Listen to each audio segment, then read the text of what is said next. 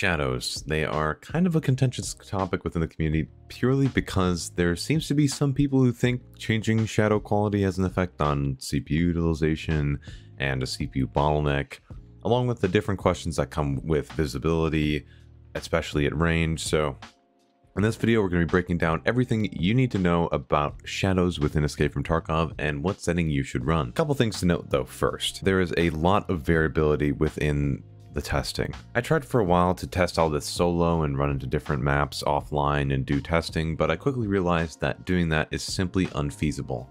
Even within a span of 10 minutes within Tarkov, shadows can move and completely wipe out any of the like-for-like testing that I'm attempting to do. So all of that had to be thrown out the window.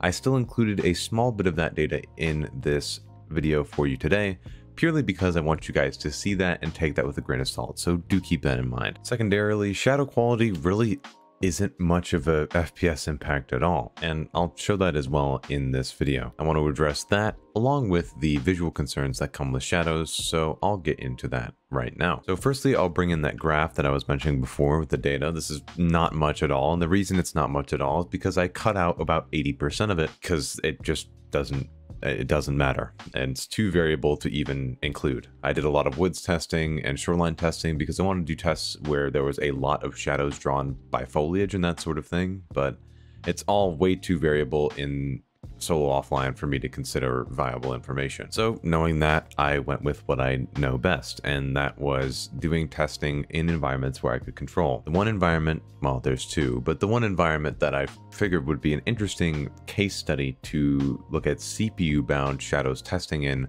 would be labs. So low 1 to med 2, these four right here, are inside of labs.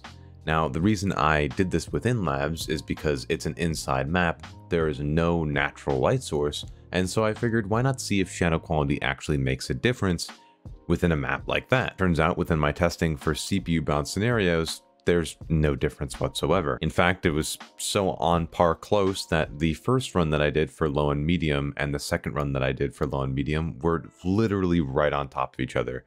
I don't think you could get closer if you tried over and over again. So CPU bound testing, at least for indoor maps like labs and factories, seems to be minimal at best, if not just complete run-to-run variance. Now, these streets results I want to address as well, because this is one of those scenarios that I was just talking about before. Even though medium technically had the lead in a CPU bound scenario on streets, there was so much variability within this number, and the fact that these numbers are so close indicates to me that there is not enough of an impact, if there even is one, to draw a conclusion that medium shadows is better for your CPU bound performance. Trust me, I have tried for a very long time to try and get any sort of data that would action this, but it's negligible. It's all pointless, useless information. If somebody else can find something, that's great, but I cannot find any sort of meaningful impact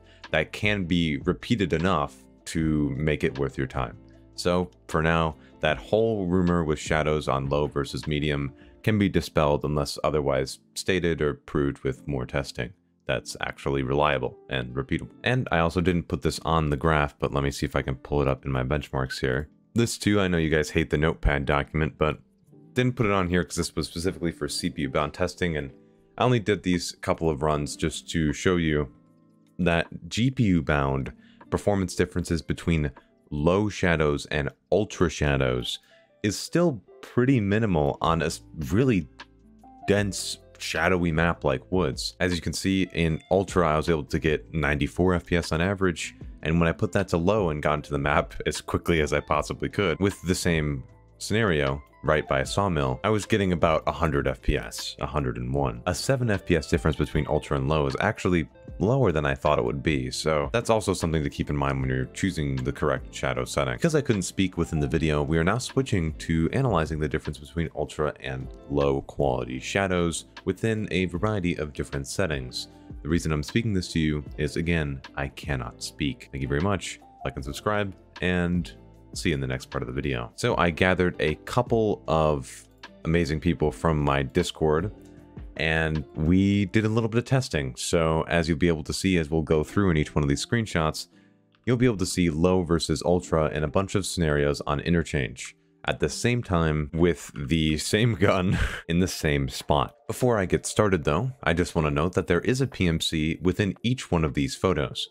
So if you're watching this, you might want to try to spot where the PMC is in each one of the photos and see if there's any difference between the low and the ultra shadows in terms of spotting that PMC. But with that, you can see in this first shot inside of this little clothing shop inside Interchange near Bizarro, you can see that between low, which is this photo, and ultra, which is this photo, there's very little difference at all in between each picture, if at all. It seems like the same exact picture. I've tried for quite a while to actually spot any difference in here, and I can't. So if you see anything, maybe you should leave a comment and correct me. So with that, let's move to a more interesting picture.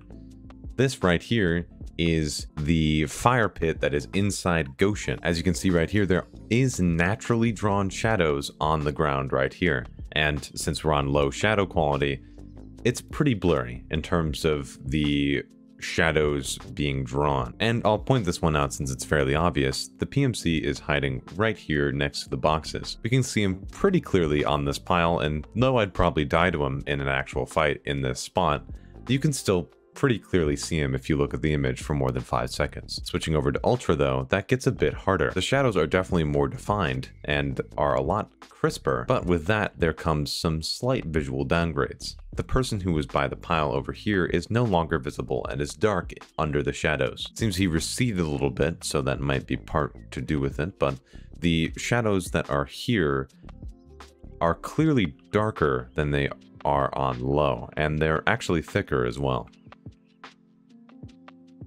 You'll see this more prominently in the other two pictures coming up. You can also see that low shadows tends to have a higher brightness to it, as I've mentioned with these down here, but also with the forklift that's here. If you look at the wheels of the forklifts on either side, you'll see that they get significantly darker and more shadowy in the corners when I switch it over to ultra shadows. With that though, let's get into the interesting bit, because these two pictures outside tend to give a much better picture, no pun intended that I've used picture twice, as to what's going on with shadow quality. So you can see here that it's fairly clear and pretty easy to see in the grass with all the sort of blurry shadows. However, when we switch this over to ultra, you can see there is a stark difference instantly in the shadow quality for each one of these trees. Not to mention the grass that's underneath them becomes much darker. So in this aspect, as some of you probably already know, low shadows does give you increased visibility when outside in the bright sunny sky. You can clearly see in the grass over here more than you can with ultra, and it definitely makes a PMC spotting venture a lot easier. For example, if there was a PMC hiding in that bush, it would be a lot harder to spot him in the darkness over there than with low, as the contrast will allow you to see the PMC easier. With that, let's move to the fourth picture here. This is of course by Railway and Interchange, and with this we tried to find a nice little tree ridge that would allow for some shadows to form and a bit more of a wooded area. So as you can see as I jump back and forth between these pictures, Ultra again has much starker shadows and darker shadows, which will make it harder to spot PMCs within them. Low will give you those brighter colors to contrast the PMC and make it a bit easier to spot them. However, in this picture I think it's pretty hard to spot the PMC either way. And maybe I'll highlight that for you guys as well, if I remember where it actually is. So that's that. Darker shadows outside make it harder to spot PMCs, but inside, as long as there's no natural lighting, there's no visible difference in the outcome of the image. You need to have sufficient shadow casting light sources in order to actually make an impact on the final image. So with that, it seems pretty concrete that we would stick to as low of a shadow quality as we're comfortable with to increase the visibility of people within shadows. Fair enough. Even though I feel like that was a pretty obvious conclusion from the get-go, I still feel like it's important to highlight these differences for the community so they understand that, you know, where the stereotypes come from with shadow quality and visibility. The last thing I want to note is that for cloudy days where, you know, there's a lot of rain and it's hard to actually, well, have a sun coming through the clouds, shadow casting seems to be completely disabled or so soft that I don't even notice it.